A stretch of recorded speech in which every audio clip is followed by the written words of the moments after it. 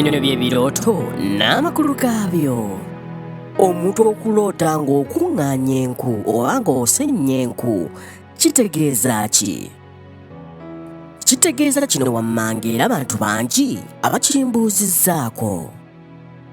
Abamu beeraba nga bakuŋŋaanya enku mu ngeri ez'enjawulo, nga bw'amala ozzikuŋŋaanya abeerako gy'azitwala, ng'ali musanyufu, omulala n'azitwala ng'ali mu nnaku, omulala n'azikuŋŋaanya nga mulimu obuwuka bungi, omulala n'azikuŋŋaanya nga nvundu, omulala n'azikuŋŋaanya ne bazimubbako.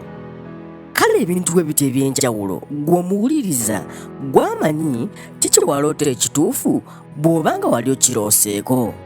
Kale kino kitegeeza era kiba kikulaga nti obulamu bwo bwakutoba. Mu luzungu kiyite hustle. Okwata ku kino n'okola ku kali, n'okuŋŋaanya na kali, n'otetenkanya n'eno, n'opangapanga, n'oluka buddiiru, kale n'obigattagatta nga toli ku kintu kimu n'obikuŋŋaanya.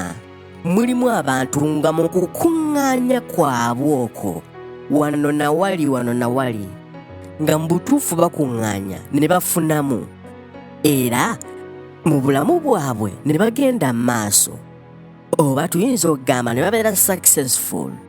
Ne mubaamu abalala nga bapangapanga ne bapangapanga bye bapanze, bwe ziba nga ssente ng'amaze ozifuna ne bazimubbako. Olwo kwe kuloota enkuuzo z'okuŋŋaanyiza mu bulumi nga bazikubbyeko oba nga zikubuzeeko. Omulala yaŋŋamba yazikuŋŋaanya, olwamala ozikuŋŋaanya n'azisangamu obuwuka nga bungi. Kiba kitegeeza okuŋŋaanyiza naye nga by'okuŋŋaanyiza biri awo, tebiwera, tebituukiridde, naawe tebikusanyusa. Tosobola situla nku ezo nga zirimu obuwuka bukuluma. Era nga kikulaga nti mu kukuŋŋaanya kw'okola bw'obeera olina gw'okola naye oba ng'ogenda bitunda, bw'obitunza bakuluma oba gw'okola naye n'akuluma. Obikuŋŋaanya mu bulumi ate ne bikuleetera n'obuzibu okutuusa oba okutwala. Omulala n'aŋŋamba yaloota ng'azikuŋŋaanyiza n'aziretikka naye laba nga azitwala ewa maama we nga musanyufu. Kale kikulaga nti mu kupangapanga kwe yakola n'aluka kano n'aluka kali, n'aluka kano n'aluka kali, n'azannyisa ssente wano na wali.